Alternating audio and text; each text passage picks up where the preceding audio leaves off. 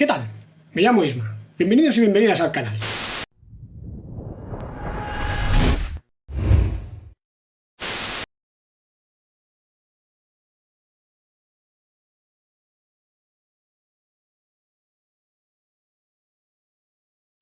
Hoy os traigo un vídeo un tanto especial, y espacial, claro. Por primera vez en un vídeo editado podéis verme la cara, y no solo oír mi voz profunda y varonil. Bueno, esto tiene una razón de ser, y es que en este vídeo, además de traeros información objetiva como siempre, os voy a dar mi opinión respecto a los acontecimientos que estamos viviendo recientemente y los que vamos a vivir en las fechas venideras relacionados con los viajes espaciales turísticos. ¿Es realmente una revolución? ¿Estamos entrando en una nueva época de la exploración espacial? ¿O por el contrario, se trata de un bluff que se va a ir disipando con el paso de los meses y años? ¿Es un capricho de multimillonarios aburridos? Si os gusta este nuevo formato divulgativo, decídmelo en los comentarios para que sepa si vale la pena seguir con ello. Asimismo, si os gusta conocer mis impresiones y queréis que os dé mi opinión sobre algún tema espacio trastornado, decídmelo también por aquí abajo. Bueno, sin más, vamos a ello.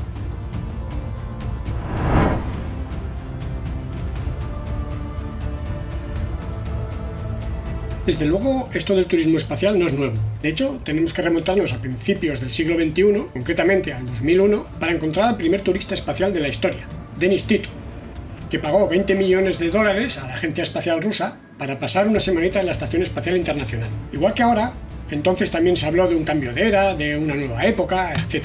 Sin embargo, en contra de todas las previsiones de la época, solo 6 personas más pudieron viajar a órbita como turistas entre los años 2001 y 2009. Mark Shuttleworth, Gregory Olsen, Anoushe Ansari, la única mujer en este selecto grupo, Charles Simonyi, Richard Garriott y Guy Laliberté. Desde entonces ha habido muchas promesas, muchas empresas lo han intentado, pero no hemos podido palpar nada tangible, hasta ahora. Entonces, ¿qué ha cambiado si es que ha cambiado algo? Pues la verdad es que la situación ha cambiado mucho, y además en el buen sentido. En primer lugar, ya no se depende de las potencias estatales para alcanzar el espacio. Actualmente hay empresas privadas que disponen de los lanzadores, los cohetes y las naves espaciales. Entre ellas se encuentra SpaceX, como ya sabéis, que dispone de su cohete Falcon 9 y de la cápsula tripulada Crew Dragon. Asimismo, Boeing está a punto de poner en servicio su cápsula Starliner, de características similares a la de la compañía de Elon Musk, y que puede ser lanzada desde un Atlas V N-22, que es propiedad de ULA y por tanto también privada. Como he comentado, en ambos casos, aunque las cápsulas han sido diseñadas con el dinero de la NASA, gracias a los contratos otorgados por la misma en el marco del programa Commercial Crew Program, son propiedad de ambas empresas privadas, permitiéndoles esto poder explotarlas a su antojo si lo consideran necesario y les sale rentable. Y este uso de las naves tripuladas, más allá de las misiones de la NASA a la Estación Espacial Internacional, no es solo una mera posibilidad. Sin ir más lejos, el 15 de septiembre de este mismo año está prevista la misión Inspiration 4, en la que 4 turistas viajarán a órbita baja terrestre en la Crew Dragon de SpaceX. Estarán orbitando la Tierra unos 3 días, en lo que será la primera misión comercial orbital turística de la historia. All civilian mission to space. And you could be on board. Up above the world so... Visit inspiration4.com for your chance to go to space. Recordad que los 7 turistas que han viajado a día de hoy a la órbita terrestre, en concreto a la Estación Espacial Internacional, lo han hecho en el marco de misiones operacionales a la misma, y todos en naves Soyuz en la primera década del siglo XXI. Los integrantes de esta misión, Jared Isaacman, Hayley Arsenault, Sian Proctor y Chris Zembrowski, son todos civiles y ninguno de ellos es astronauta profesional, lo que supone evidentemente un antes y un después en el acceso al espacio. Unos meses después, a principios del 2022, y también a bordo de una Crew Dragon de SpaceX, 4 astronautas viajarán a la Estación Espacial Internacional en el marco de la misión AX-1 de Axiom Space. Esta misión será algo más ambiciosa, y no solo por ir a la Estación Espacial Internacional, sino porque tendrá una duración de unos 7 días. En este caso, además de Larry Connor, Mark Pazzi y Ethan Steve, viajará el astronauta profesional Miguel López Alegría. A día de hoy, están previstas 3 misiones más gestionadas por Axiom Space a la Estación Espacial Internacional, una en otoño del 2022 y 2 más en 2023. Además, Axiom Space tiene ambiciosos planes para construir su propia estación orbital, en la que ofrecería, entre otras cosas, alojamiento para turistas. Pero esto ya sería a medio y largo plazo. También los rusos vuelven por sus fueros y este otoño, concretamente el 5 de octubre, lanzarán en una Soyuz a la Estación Espacial Internacional a la actriz Yuria Peresild, de 36 años, y al director Klim Shipenko, de 38, además del astronauta profesional Anton Skaplerov. El objetivo es pasar unos 12 días en la estación grabando escenas para la película que tiene como nombre provisional Challenge, desafío o reto. Quizá esa misión no pueda catalogarse como misión turística, porque van por temas profesionales, pero ¿podríamos hablar entonces del primer viaje de trabajo espacial privado? Aunque el hecho de que las empresas privadas dispongan de los medios para enviar personas, tanto a la órbita como a la Estación Espacial Internacional, facilita mucho la disponibilidad de estos viajes y la gestión de los mismos, no es menos cierto que continúan siendo caros, extremadamente caros. Hablamos de decenas de millones de dólares por cada asiento.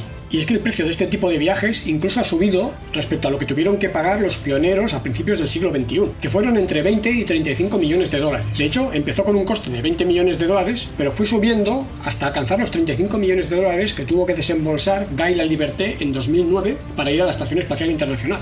Hoy en día, la NASA desembolsa unos 55 millones de dólares por cada asiento en la Crew Dragon, aunque es posible que misiones como la Inspiration 4 sean un poco más baratas o menos caras, ya que no tienen que cumplir los estrictos requisitos que pide la NASA. Hay que tener en cuenta, además, que un viaje en una de las cápsulas actuales es mucho más cómodo y seguramente más seguro que lo que tuvieron que soportar aquellos primeros pioneros que viajaron en una Soyuz o incluso los que viajaron en un transbordador. Vamos, que estamos hablando de una experiencia mucho más placentera y disfrutona que hace 15 o 20 años. Aún así, podríamos preguntarnos si hay mercado potencial para este tipo de experiencias y a estos precios. Yo tengo mis dudas al respecto, porque no hay tantas personas que dispongan de millones de dólares y menos que quieran invertirlos en eso. Haciendo números a lo gordo, pensad que en el mundo hay unos 50 millones de personas que tienen un patrimonio mayor de $1 millón.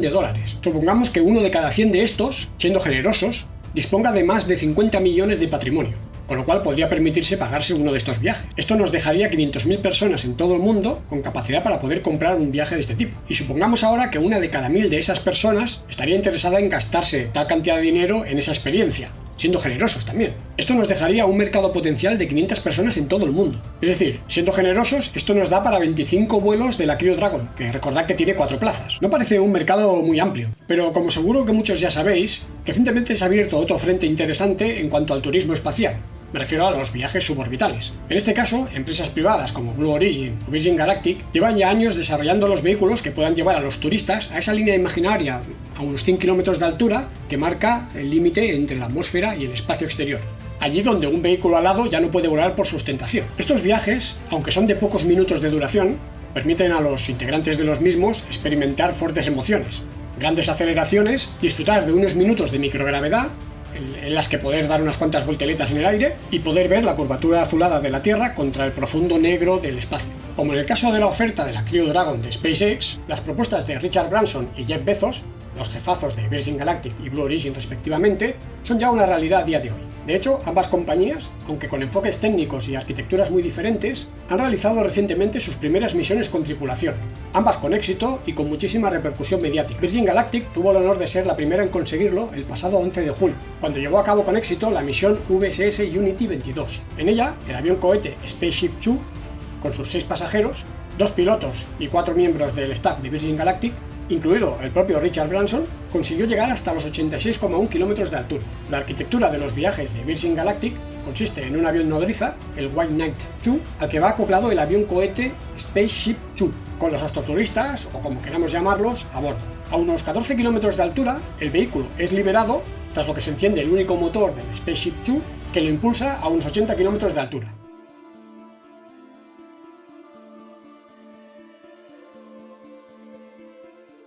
Una vez apagado el motor principal, los integrantes pueden disfrutar de unos minutos de microgravedad, caída libre, para posteriormente aterrizar planeando en el espaciopuerto América de Nuevo México. En el caso de Blue Origin, su día de gloria fue el 20 de julio, aproximadamente una semana después del hito de Virgin Galactic, cuando la compañía de Jeff Bezos llevó a cabo su misión NS-16, con el cohete reutilizable New Shepard, desde las instalaciones situadas en Van Horn, en Texas. En esta misión, que consiguió alcanzar los 107,1 kilómetros de altura, viajaron el propio Jeff Bezos, su hermano Mark, Wally Funk y Oliver Daemen, quienes se han convertido en la persona de mayor y menor edad en viajar al espacio respectivamente. La arquitectura planteada en este caso es más, digamos, convencional, ya que se trata de un cohete al que va unido la cápsula.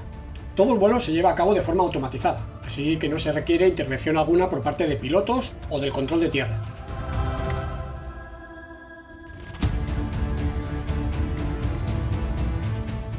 A unos 60 kilómetros de altura se apaga el único motor del vehículo, y unos 20 kilómetros más arriba, a unos 80 kilómetros de altura, se separa la cápsula de la primera etapa.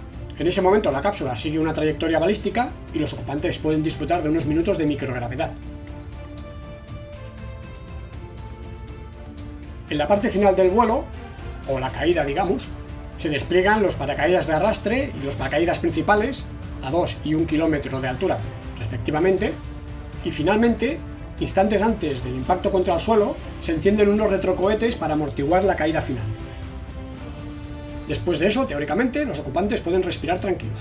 En mi opinión, si tuviera que elegir entre una de las dos opciones, me decantaría por la propuesta de Blue Origin, por dos razones principalmente. Por un lado, creo que a día de hoy es una experiencia mucho más parecida a lo que es un lanzamiento espacial tripulado. Tenemos un cohete que empuja desde abajo, una separación entre la cápsula y el resto del cohete, un despliegue de unos paracaídas en medio de una caída libre y un impacto contra el suelo. Por otro lado, creo que la arquitectura de Blue Origin es más segura que la de Virgin Galactic, aunque solo sea porque cuenta con un sistema de aborto que permite a la cápsula eyectarse si algo va mal antes del lanzamiento o durante el lanzamiento. No obstante, en ninguna de las dos propuestas se vuela con trajes espaciales, con lo cual no tienes protección contra una despresurización de la cabina, así que sería un detalle añadirlos en el diseño. Por otro lado, tenemos la polémica de la altura alcanzada. Ya sabéis, en un caso 80 y algo kilómetros y en el otro algo más de 100 kilómetros. Es verdad que internacionalmente se consideran los 100 kilómetros de altura como el límite del espacio, la línea de Kármán. Aunque ya sabéis que en Estados Unidos el límite se marca en las 50 millas o los 80 kilómetros de altura. En mi opinión, al margen del número en sí, no creo que fuera un punto relevante a la hora de elegir una opción u otra, ya que creo que la experiencia sería similar en ambos casos. Aunque bueno, se entiende que haya gente que pueda pensar, hombre, ya tanto por tanto, si tengo que escoger, voy con Blue Origin, que me lleva a más de 100 kilómetros de altura y estoy seguro de que he ido al espacio. Hay otro detalle, aunque si queréis subjetivo, que indicaría que la propuesta de Blue Origin es superior a la de Virgin Galactic. Es un poco cómo se enfocó el directo de los dos lanzamientos. Virgin Galactic le dio mucho bombo al lanzamiento, contrató incluso un grupo de música y contrató un presentador profesional, mientras que Blue Origin realizó una transmisión más austera, dando a entender un poco que la experiencia ya se vendía por sí misma y no hacía falta fuegos artificiales alrededor. Como nota curiosa, comentar que la FAA, seguramente a raíz de esta nueva modalidad de acceso al espacio, ha endurecido los criterios que tiene en cuenta para considerar a estos turistas como astronautas, y otorgarles, por tanto, el famoso PIN con las alas de astronauta. Ya no vale solo con superar los 80 kilómetros de altura, sino que deben haber llevado a cabo actividades esenciales para el vuelo o para la seguridad de los futuros vuelos espaciales. Vamos, que ya no vale solo con subirse al vehículo, mirar por la ventanilla y dar unas cuantas volteretas en microgravedad. Lo de las alas de astronauta, si queréis, puede ser algo anecdótico. Pero lo que sí, el criterio que sí que podría hacer cambiar mi elección en cuanto a la propuesta elegida es el precio de la misma. El precio, además, es lo que marcará si este tipo de propuestas tienen recorrido a medio y largo plazo. Para mí, a igualdad de coste, ya he comentado que la propuesta de Blue Origin es la más satisfactoria. No obstante, si la diferencia de precio superase el 50%, pongamos, siendo la de Blue Origin más cara y la de Virgin Galactic más barata, quizá me haría cambiar de opinión. Desde el punto de vista del mercado, si tenemos en cuenta que hemos comentado que los viajes orbitales valen decenas de millones de dólares, creo que los viajes suborbitales deberían estar muy por debajo del $1.000.000, ya que no pueden compararse las dos propuestas, un viaje orbital de varios días, incluso a la Estación Espacial Internacional, y un viaje de 10 minutos de duración y 3 minutos de microgravedad. Vamos, no tienen ni comparación. Recordad que hay unos 50 millones de personas con más de $1 millón de patrimonio, con lo cual habría 50 millones de personas que se podrían permitir un vuelo suborbital. Aún así, yo creo que el precio de un viaje suborbital debería bajar hasta los $100.000. Esto posibilitaría que la base potencial de clientes fuera suficientemente amplia para sostener este tipo de negocios. ¿Vosotros cómo lo veis? De momento, solo Virgin Galactic ha comentado que el precio del billete será de $450.000, casi el doble de los $250.000 que tuvieron que pagar los afortunados que reservaron el billete hace ya unos cuantos años. Pero no os preocupéis, habrá descuentos para pareja, amigos o familia, siempre que reservéis más de una plaza o fletéis todo el vuelo completo. Sea como sea, creo que el turismo espacial ha llegado ahora sí para quedarse. Veremos misiones regulares tanto orbitales como suborbitales, aunque realmente no será algo masivo hasta que no bajen los precios. De momento, los viajes orbitales estarán restringidos a los ricos, y los viajes suborbitales podrán disfrutarlo gente quizá con alto poder adquisitivo. Habrá que esperar a otra revolución para que la gente de clase alta pueda acceder a los viajes orbitales y la gente de clase media, como yo, pueda disfrutar al menos los viajes suborbitales. ¿Cómo llamamos a las personas que contraten esas experiencias? ¿Astronautas? ¿Turistas? ¿Astroturistas? ¿Turinautas? ¿Turistas espaciales? Muchas gracias por ver este vídeo. Si os ha gustado, dejadme un like como el ego de Jeff Bezos. Espero vuestras opiniones y sugerencias en los comentarios, por aquí abajo. Ya sabéis que los leo todos. Gracias a todos por el apoyo, en especial a los miembros del canal. Y más especialmente aún a los SpaceXtormers, Estrategias Diarias 2021 JLV, Prometeus 38, Oliver Morales, Miguel del Olmo, Moisés, Alonso 602, Elías González Galán, G. Caldero alias Jorge, Margalucci alias Ecosoft, Sergio González y Gilberto García el puertorriqueño. Adiós.